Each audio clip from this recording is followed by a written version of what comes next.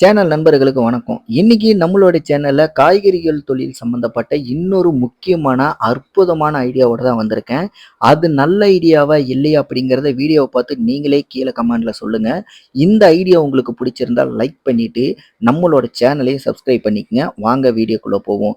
காய்கறிகள் தொழில் சொன்னாவே மிகப்பெரிய அளவுல லாபம் கொடுக்கக்கூடிய அற்புதமான தொழில். இத பத்தி நம்மளோட சேனல்ல பல வீடியோக்கள் நம்ம பார்த்துருக்கோம். இருந்தாலும் நான் இந்த வீடியோல சொல்லப் போற ஒரு 2 ஐடியாவ ஃபாலோ பண்ணுங்க. கண்டிப்பா உங்களுக்கு ரொம்ப ரொம்ப யூஸ்ஃபுல்லா இருக்கும். நீங்க எதிர்பார்க்கிறத விட மிகப்பெரிய அளவுல லாபத்தையும் ஈட்ட முடியும். அதே மாரி காய்கறி தொழில் அப்படின்னாவே நாம வெயிட் போட்டு இத்தனை கிராம், அத்தனை கிராம், 1/2 கிலோ, 1/4 கிலோ, 300 கிராம் இந்த மாரி எல்லாம் கேட்கும்போது வெயிட் கொஞ்சம் முன்ன பின்ன போகிற மாரி இருக்கும். அப்படி போகும்போது நமக்கு லாப கணக்கு எப்படி எடுக்கிறது? ஒருவேளை நஷ்டமா போகும். ஏன்னா 10 கிராம், 20 கிராம், 50 கிராம், 100 கிராம் இந்த மாரியெல்லாம் அதிகமா போகும்போது, நமக்கு கிட்டத்தட்ட அதிலேயே பார்த்தீங்கன்னா, ஒரு 1/4 கிலோ பக்கம் லாஸ் ஆக வாய்ப்பு இருக்கு. இது எல்லாத்தையுமே நம்ம எப்படி கால்குலேட் பண்ண முடியும்? இது எல்லாத்தையுமே தவிர்த்துட்டு, எல்லா காயுமே ஒரே விலைக்கு வித்தோம் அப்படின்னா, நமக்கு ஒரு மிகப்பெரிய அளவுல லாபத்தை ஈட்ட முடியும்.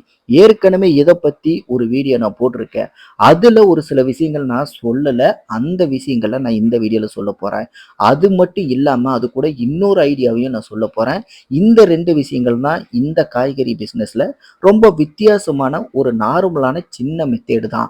ஆனா இந்த மெத்தேட நீங்க ஃபாலோ பண்ணீங்க அப்படின்னா, கண்டிப்பா இந்த கணக்கு கிராம் கணக்கெல்லாம் தேவையே இல்ல. வெயிட் போடணும்னு அவசியம் கிடையாது. காய் மட்டும் இப்ப நீங்க பார்க்குற இந்த மாரி ஒரு பெரிய மார்க்கெட்ல மூட்டையா வாங்கிட்டு வந்துட்டு, ஒரு 2, 3 காய் வாங்குனா கூட போதும். ஒவ்வொரு மூட்டையா எடுத்துட்டு வந்துட்டு, ஏதாவது ஒரு ரோட்டோரத்துல உட்காந்து பண்ணுனீங்க அப்படின்னா, வாடகை இல்ல, கரண்ட் பில் இல்ல, இந்த 2மே இல்லாம கிட்டத்தட்ட 4 மணி நேரம், 5 மணி நேரத்துல உட்காந்த இடத்துல அழகா நீங்க ரூ. 3000 இல்லைன்னா ரூ. 4000 லாபத்த மட்டுமே சம்பாரிக்கலாம். அந்த அளவுக்கு பார்த்தீங்க அப்படின்னா, மிக அற்புதமான ஐடியா தான். அப்படிதான்டா சொல்லிட்டு இருக்கேன். இன்னும் ஐடியாவே சொல்லலன்னு கேட்குறீங்களா? கண்டிப்பா இப்ப சொல்றேங்க. ஒண்ணுமே இல்லைங்க.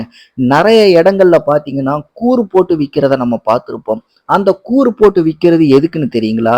ஆல்ரெடி நம்மளோட சேனல்ல எல்லா காயுமே ஒரே விலைக்கு வித்தா என்ன லாபம் கிடைக்கும் அப்படின்னு சொன்னோம் இல்லையா?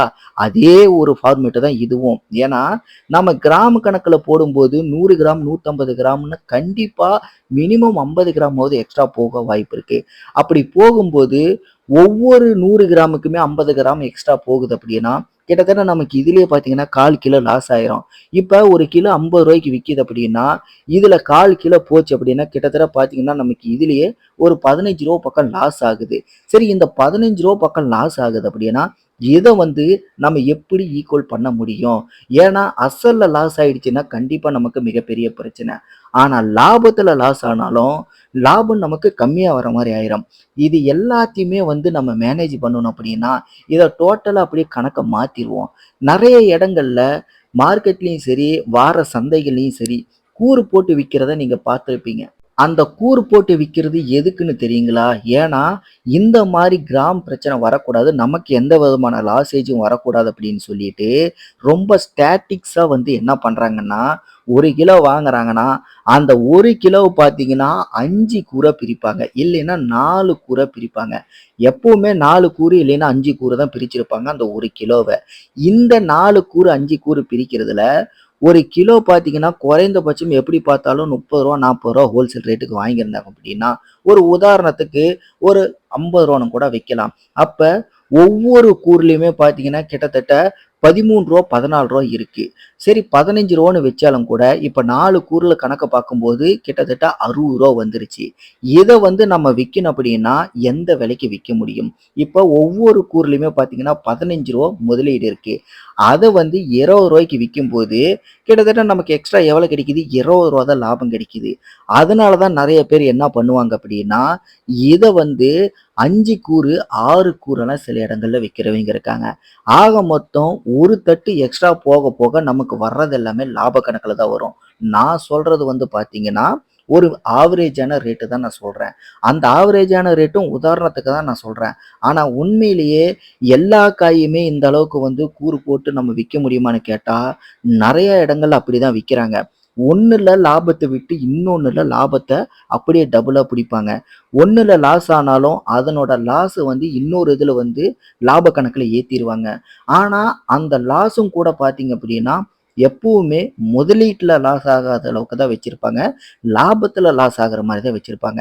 அந்த லாபத்த பார்த்தீங்கன்னா, இன்னொரு காயில டபுள் மடங்கு எடுத்துருவாங்க.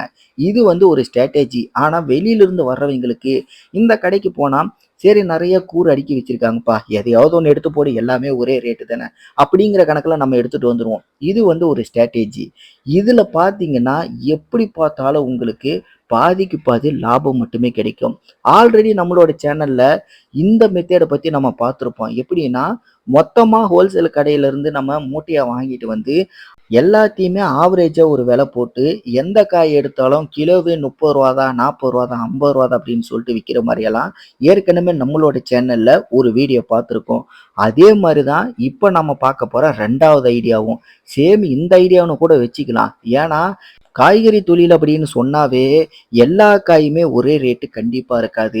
அதே மாரி எல்லா காயுமே ஹோல்சேல் விலையே ரூ. 50க்கு கீழயும் இருக்காது. ஒரு சில காய்கள் தான் பார்த்தீங்கன்னா ரூ. 50 கீழ இருக்கும். ஒரு சில காய்கள் பார்த்தீங்கன்னா ரூ. 50 மேல, ஒரு சில காய்கள் ரூ. 100 மேல இருக்கும். அப்ப இந்த இடத்துல நீங்க என்ன பண்ணணும் அப்படின்னா, 3 விதமான ரேட்லயும் காய் வாங்குறீங்க அப்படின்னா, அத வந்து நீங்க 3 பார்ட்டா பிரிக்கணும். 3 பார்ட்டா பிரிச்சு மத்த இடங்கள்ல விலை அதிகமா விக்கிற காய ஆவரேஜா ஒரு கணக்கு போட்டு எல்லாத்தையுமே வந்து ஒரே ரேட்டுக்கு நீங்க குடுக்கும்போது, மற்ற கடைகளோடு கம்பேர் பண்ணும்போது உங்களோட கடையில ஒரு சில காய் பார்த்தீங்கன்னா, ரொம்பவே விலை கம்மியா இருக்கிற மாரி இருக்கும். மத்த காயெல்லாம் பார்த்தீங்கன்னா, எந்த காய் எடுத்தாலும் இந்த விலைக்கு குடுக்குறாங்களே பரவாயில்லையே! மத்த கடையில விலை அதிகமா இருக்கே. இந்த பீன்ஸ் கூட பார்த்தீங்கன்னா, இங்க விலை கம்மியா இருக்கே. கேரட் கூட இங்க விலை கம்மியா இருக்கே. அப்படிங்கிற ஒரு ஃபீல் வந்து அந்த மக்கள் மத்தியில வர ஆரம்பிச்சுரும். இத வச்சு தான் பார்த்தீங்கன்னா, நம்மளோட கடைக்கு ரிப்பீட்டட் கஸ்டமர நம்ம கெயின் பண்ண முடியும். இந்த 2 ஐடியாவும் ஒரு தொழில்னு எடுத்துட்டோம்னா ரொம்ப ரொம்ப முக்கியமானது. இந்த 2 ஐடியாலயுமே பார்த்தீங்க அப்படின்னா, ஒண்ணுல உங்களுக்கு அந்த கிராம் பிரச்சனை இல்ல. இன்னொன்ல பார்த்தீங்க அப்படின்னா, உங்களுக்கு கிராம் அதிகமா போனாலும் கூட 50 கிராம், 100 கிராம்னு அதிகமா போனாலும் கூட, உங்களுக்கு வரவேண்டிய லாபத்துல எந்த பிரச்சனையுமே வராது உங்களுக்கு. எப்படி பார்த்தாலும் 2மே கிட்டத்தட்ட ஒரே அளவுக்கு லாபத்த உங்களால ஈட்ட முடியும். இதே வந்து நீங்க ஒரு குறிப்பிட்ட லாபத்துக்கு நான் வாங்குன காய அந்தந்த காயோட விலைக்கு ஒரு ரூ. 5, ரூ. 10, ரூ. 20 லாபம் வச்சு மட்டும் நான் வித்துக்கிறேன்.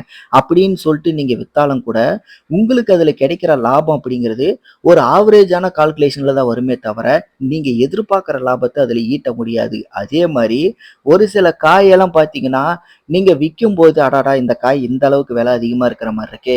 இந்த விலைய நம்ம எப்படி சொல்றது? வாங்காம போயிட்டா என்ன பண்றது?" அதனால ஒரு ரூ. 5 ரூ. 10 நமக்கு லாபம் கிடைச்சாலும் பரவால்ல அப்படின்னு சொல்லிட்டு, அத எப்படியாவது ஒண்ணு விக்கணும். அந்த காய் ஒரு வேளை விக்காம இருந்துட்டா, நமக்கு வாடி போச்சுன்னா லாஸ் ஆயிரும். அப்படிங்கிற ஒரு ஐடியால நீங்க யோசிச்சீங்க அப்படின்னா, கண்டிப்பா நமக்கு அது ஒரு மிகப்பெரிய லாஸ்ல தான் கொண்டு வந்து நிறுத்தும். எப்பவுமே முன்ன பின்ன அட்ஜஸ்ட் பண்ணி மொத்தத்தையுமே சேல் பண்ற வழிய தான் பார்க்கணும். அதுல பார்த்தீங்கன்னா, ஒண்ணு கூறு போட்டு விக்கிறது, இல்ல அப்படின்னா எந்த பொருள் எடுத்தாலும் உங்களுக்கு ஒரே விலை. அப்படிங்கிற ஒரு கணக்குல நீங்க சேல் பண்ணீங்க அப்படின்னா, இந்த 2 ஐடியாவும் வச்சு நீங்க வாடகை பிரச்சனை, இந்த கரண்ட் பில் பிரச்சனை இது எல்லாமே இல்லாம, ஏதாவது ஒரு ரோட்டோர கடையா பார்த்தீங்கன்னா, டே டைம்ல நீங்க கடை போட்டாலே, ஒரு 4 மணி நேரம், 5 மணி நேரத்துல குறைந்தபட்சம் ஒரு நாள் கணக்கு உங்களுக்கு ரூ. 2000 லாபம் மட்டும் கிடைக்கணும். போட்ட முதலீட்ட தனியா எடுத்துறணும். இன்வெஸ்ட்மெண்ட் தனி, லாபம் தனி. ஒரு ரூ. 2000 தினமும் லாபம்னு கணக்கு வச்சு அப்படின்னா, இந்த தொழில் மூலியமா ஒரு மாசத்துக்கு கிட்டத்தட்ட 50,000த்திலிருந்து அதிகபட்சமா 70,000 வரைக்கும் உங்களால லாபத்த மட்டுமே சம்பாதிக்க முடியும். அந்த அளவுக்கு வந்து ஒரு வொர்த்தியான ரிஸ்க் அதிகமா இருக்காத ஒரு நல்ல தொழில் அப்படின்னா இந்த காய்கறி தொழில சொல்லலாம். இந்த வீடியோவ கடைசி வரைக்கும் பார்த்திருந்தீங்கன்னா, நான் ஆரம்பத்துல சொன்ன மாரி இந்த ஐடியாக்கள் உங்களுக்கு யூஸ்ஃபுல்லா இருக்கு அப்படின்னா, கண்டிப்பா நம்மளோட இந்த வீடியோவ லைக் பண்ணிட்டு சேனலையும் சப்ஸ்கிரைப் பண்ணிக்கங்க. இந்த வீடியோ சம்பந்தப்பட்ட ஏதாவது மாற்று கருத்துக்களோ, சந்தேகங்கள் இருக்கு அப்படின்னா, கீழ கமெண்ட்ல தெரியப்படுத்துங்க. இதே மாரி இன்னொரு வீடியோவோட நான் உங்கள சந்திக்கிறேன். நன்றி, வணக்கம்.